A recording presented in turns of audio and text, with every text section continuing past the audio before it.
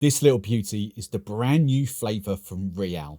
It's watermelon and it's exclusive to Drinkstuff here in the UK until the end of 2024. Now, coming up in a minute, obviously, I'm going to give you some fun drinks inspiration of how you can use this in your drinks, help your cocktail menus stand out.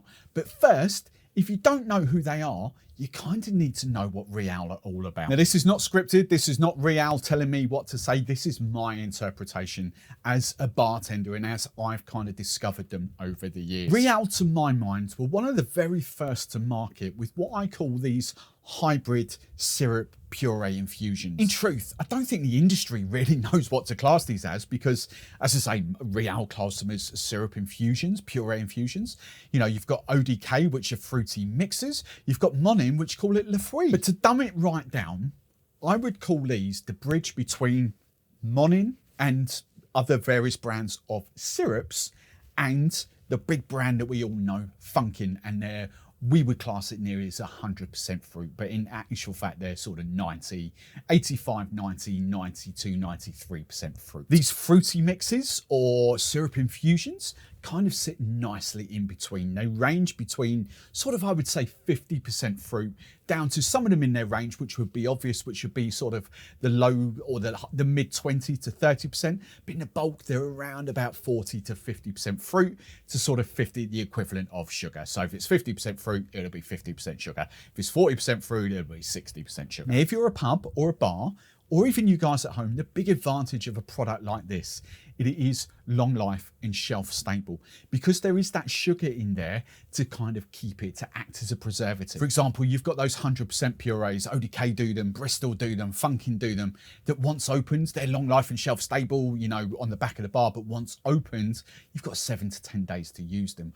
Whereas things like this and syrups like that will last for flipping ages. Now, as I say, Réal, to my mind, were the first brand that I certainly knew of that were kind of doing these in-betweeny kind of fruit syrup infusions, 50%. I still called them puree back in the day, but they have been around for a very long time with especially the likes of that, the Coco Réal. It's basically the industry standard for coconut and pina coladas. It's much easier to use than the tins of Coco Lopez, and it's exactly the same thing. It's cream of coconut. Now, as you can see behind me, there are plenty of different flavors here in the UK. We don't have as many as what the US guys have got. I think I've got 13 there. There is one missing, and that's the passion fruit. But as I say, the brand new flavor is the watermelon. It's been available in the US now for, I think, looking at it, a couple of months or so. But right here, it's exclusive to Drinkstuff, and we are proudly launching it to the UK market. So why would you use a product like this instead of a product like Monin? Now, there is no right or wrong. You guys know that I absolutely love and adore my syrups. Of course, I'm not going to say one's better than the other, but it does kind of bring a different finish to your cocktails. For example, let's just give you the big difference here. In the Monin, we've got 10% watermelon in there, which means 90% of that bottle is sugar. And that's absolutely fine because you do get a lovely burst of watermelon flavour coming through there. However, by contrast, the back of the bottle says contains 49% juice. So what that's going to do is actually make your cocktails a little bit more vibrant, but because the fruit content is a lot higher, it's going to give you a different texture to your finished drink. Now, Monin and Réal, don't hate me for saying this, but in layman's terms, to dumb it right down, I think what you're going to get from this is a watermelon flavoured drink, but what you're going to get this is like kind of that authentic texture that you might be drinking a watermelon. But with both of these products, it is long life, shelf stable, and fat free. And if you wonder about these are brand new, exclusive to the UK. We've got a best before on here of May 2026, and it's currently August 2024. So what drinks can you make with this watermelon puree, watermelon syrup? Well, I'm going to dive into some cocktail inspiration for you now. Now, of course, you don't have to put these on cocktail menus. These are purely here from inspiration. But what you might be able to do with them is act them as like summer specials or autumn specials. Remember, if you run a pub or a bar, having a specials menu, especially with drinks, is a great way to add extra profit, extra turnover to your bar. It just gives your customers something new and exciting to look at. So for cocktail one, I can't wait for you to try this. This is a Tiki Watermelon Daiquiri. Quick rundown of the ingredients, pretty simple, pretty easy. I've gone for a funky-ish unaged rum. you do you, Jamaican rum, Martinique rum. You could use just like a normal unaged rum from like Spanish origin, Cuba, Puerto Rico. You could go something from Barbados, St. Lucia. I just prefer the funky aspect of this. So we've got the Boutique Rum Company, Signature Blend #1, Jamaica and Martinique in there. Got some ODK 100% lime juice, long life and shelf stable. We've got the Reál Watermelon Puree. That is our sweetener. I don't need any sugar. And then the tiki comes from the Stillabunt Tiki Bitters, non-alcoholic bitters, really super concentrated, 4 to 6 drops in a cocktail. Yes, we sell these here at Drinkstuff as well. These I would call a tiki version, a bitter version of Falernum. That's the flavour that they give off. So we're going to do 50 ml double bubble of your funky sort of white rum, 25 ml of lime juice. I'm going to do 20 ml of this Reál watermelon puree, but you adjust it to your own palate, and 6 drops of the Stillabunt Tiki Bitters. Then we're just going to double strain that into a Coupe glass or a Nick and Nora glass. Then I'm just going to clip a nice piece of Frona watermelon to the side of the glass. That is goddamn fantastic. So well balanced. You don't need any extra sweetener. The sugar, the watermelon does a beautiful job there. The tiki bitters really come through there as well. So you've got that little Falernum vibe. But I really do like that funky. I think watermelon is one of those flavours, kind of like guava, that just works really, really well with like a funky sort of unaged rum. That is delicious. That's a great way to start. Today's video is sponsored by my own free ebook, packed full of rum knowledge and information, plus recipes and tips that will help you easily make some awesome cocktails at home. If you haven't grabbed the latest edition, then make sure you click the link in the description below. Or if you're watching on TV or desktop, then you can scan that QR code that's popping up on screen right now. Right, let's crack on with the video. Now, cocktail 2 is going to be an absolute banger, and we're going for a spicy watermelon margarita. Margarita is fast becoming one of the UK's most popular cocktails, so it's like cashing in with different riffs, especially the spicy marg, you know, spicy mango margarita, spicy pineapple margarita, spicy watermelon margarita. It's just going to be fantastic to pop on a menu. So Blanco Tequila, my preference. I'm not a tequila connoisseur as yet. I'm getting there. Fell in love with this tequila. It's amazing. So I'm going with that. An orange liqueur, triple sec, Cointreau. I'm back to using Fortunella because I do love it. Kumquat orange kind of liqueur there. Pierre Perron dry orange curacao. Any of those kind of work. Put your own spin on it. Lime juice from ODK, 100%. We've got the Real there. And then the spicy, there's various different ways you could do this. You could even muddle up fresh chilies if you wanted to. But Drinkstuff, we've got the Stillabunt from Italy. They're non-alcoholic bitters again. This is the Dock Fire. And trust me, you don't need much of this to bring that chili heat. It's a fantastic way of just having chili on hand. But as I say, there's various other ways. You need chili liqueurs if you want. Chili syrups, Monin do a fantastic spicy syrup, for example, as well. Bitters for me are just a great way of playing with cocktails without adding too much sweetness or anything like that. It's just my preference of making cocktails. So the first ingredient, we want 50 ml double bubble of your Blanco Tequila, 15 ml of your orange liqueur of choice, 25 ml of lime juice, 20 ml of the Reál Watermelon, and then just 6 drops of the Stillabunt Dock Fire bitters. Then we're just going to single strain into a double old-fashioned glass with some chili rim there and some proper chunky ice cubes. My God, that's good. The chili, 6 drops of those Stillabunt bitters, the Dock Fire bitters come through there. The watermelon is super vibrant. The tequila is gorgeous. I think what I also get from that is that luxuriousness from that different orange liqueur. You know, you don't have to go triple sec or Cointreau if you've got various other orange liqueurs, dry orange curacao, for instance. They just give this like lovely kind of consistency, a lovely sort of texture going through the cocktail, which I absolutely adore. This for me, you've got to think when you're making cocktails, like native kind of fruits or to that region, what would work well together. Watermelon tequila is fantastic. You could have double strained this into a coupe glass or a sombrero glass, but I kind of like doing, especially spicy margs, into a nice double old-fashioned glass. Cheers. Now for your third recipe, another one of my favorite cocktails of the moment, the Paloma. Just technically sort of tequila and grapefruit soda with a bit of lime maybe. It depends how you do your kind of grapefruit soda. Whether you do fresh grapefruit and soda water, whether you go ting, whether you go my favorite at the moment, London Essence Pink Grapefruit.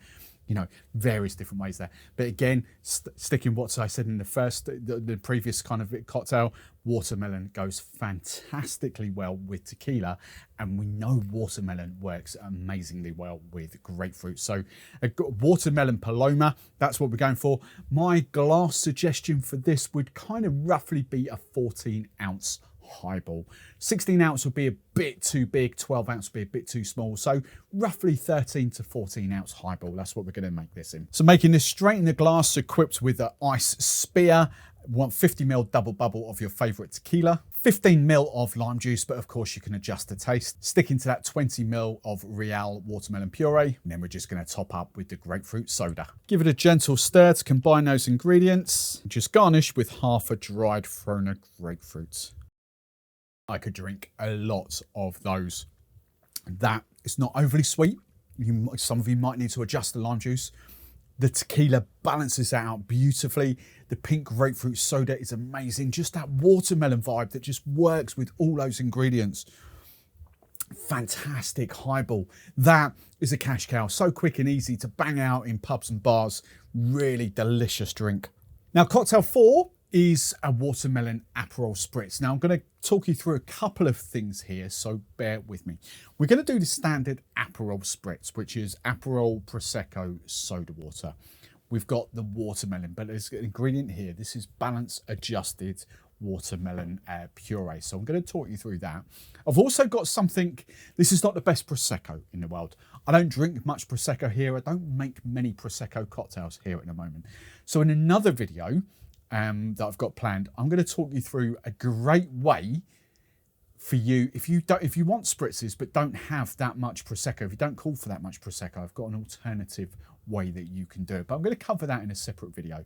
But now I want to talk you through what balance adjusting is. Now, if you've been watching YouTube videos for the last few years, you will have seen this trend by many of the YouTube bartenders out there. I've never done it.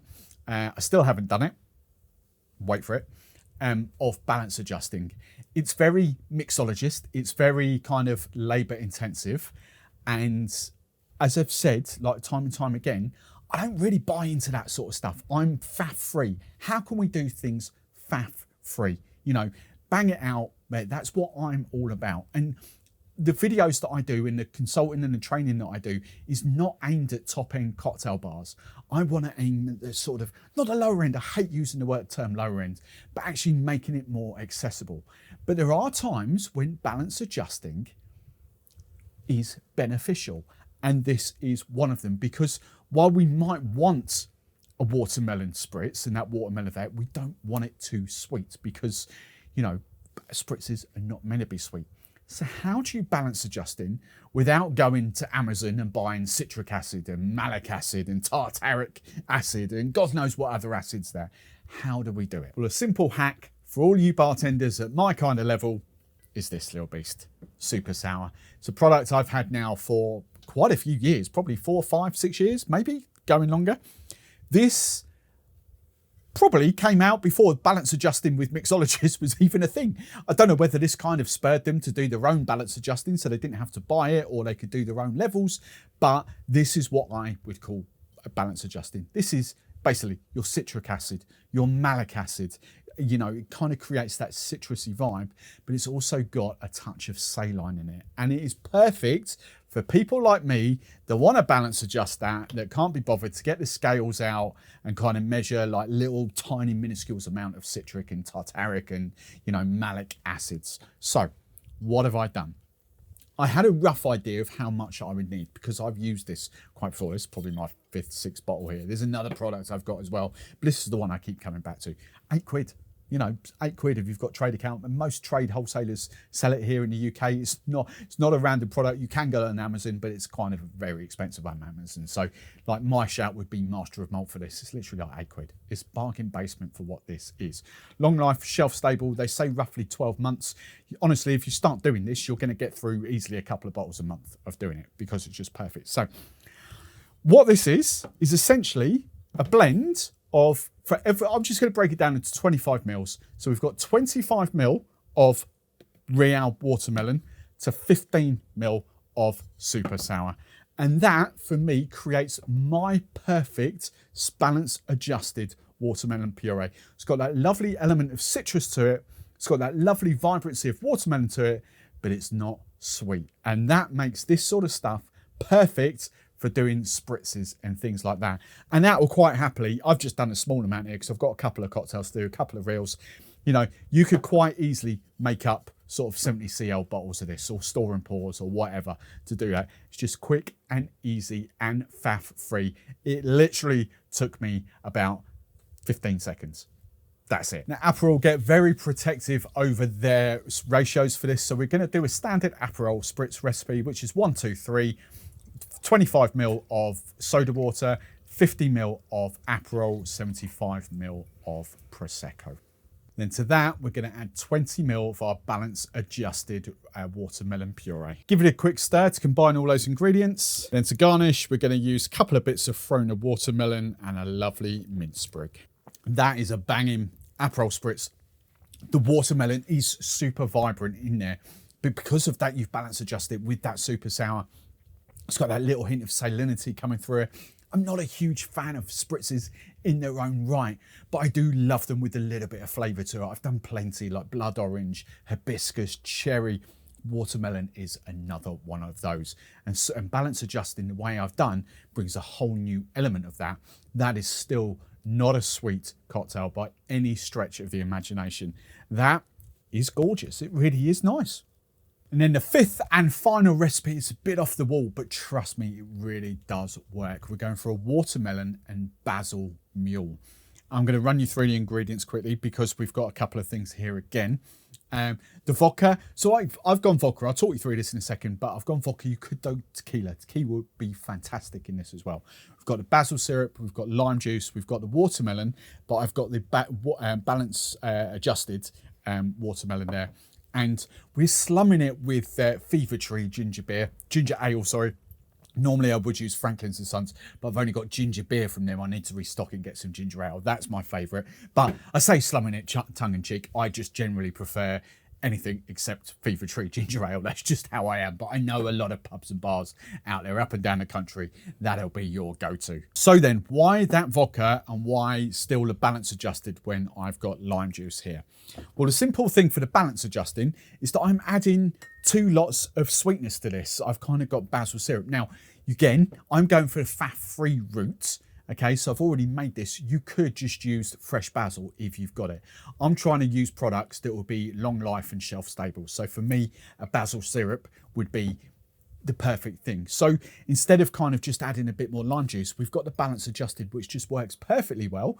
It's not that balance adjusted to counteract both lots of syrups. So we're going to use a little bit of lime juice, and we do want a little bit of lime juice with kind of ginger ale and that sort of thing. So that's that. And then the vodka. Why are we using Dutch Barn vodka? This is gorgeous vodka. If you've gone, like, we're in this world now where there are some incredible vodkas out there. If you still think that vodka is neutral and just tastes like vodka, yes, at the sort of 14 to £20 then, you know, you ain't gonna, I'll be brutally honest, you ain't telling that much difference between Smirnoff and Absolute. Let's be brutally honest. When you go up the ranks a little bit, that's when you start tasting different things with different vodkas. Dutch Barn is distilled from apples. Fantastic vodka. Another big favourite of mine, Black Cow. Really smooth, really silky smooth, distilled from Milkway.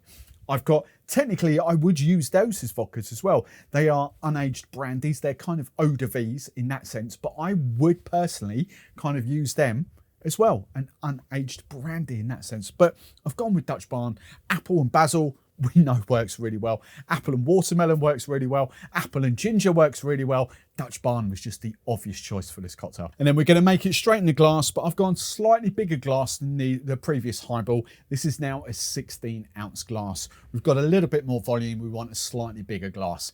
I would say bare minimum 14.5 ounce. Traditionally though, I would go 16 ounces for this kind of drink. So straight in the glass, we're doing a 50 ml double bubble of your vodka, or if you've chosen tequila, use that. 25 ml of lime juice, 20 ml of the balance adjusted watermelon puree, 15 ml, 1.5 of the Monin basil syrup. And then we're just going to top up with our ginger ale. Give it a gentle stir to combine those ingredients. Then I'm a big fan of mint in a mule, and we're just going to also garnish it with some watermelon from Frona. Oh my God. Wow. First up, that's not sweet at all. Even though I've done, what, 35 ml, and that, don't forget 20 ml of that Réal was balance adjusted. You've still got 15 ml of Monin basil in there. The basil really comes through. The vodka is just beautiful in there. You might think it's tasteless. It's really not. It really adds something. A lovely citrusy kick with that kind of ginger. That is just a fantastic watermelon and basil. That is a fantastic, fantastic combination. I still think I prefer the Paloma. I think that's my favourite, but this is definitely my second favourite of the 5. So there we go, guys. So I want your feedback. Which of these 5 stands out to you the most? Which would you potentially put on a cocktail menu? Which would you make at home to try first? For me, as I say, I think that Paloma is a standout, but I love the Paloma anyway. I flip in the door for Palomas. It's a great cocktail. I would probably, and this is my particular order, I'd probably go to Paloma, the Basil Mule like I've just done.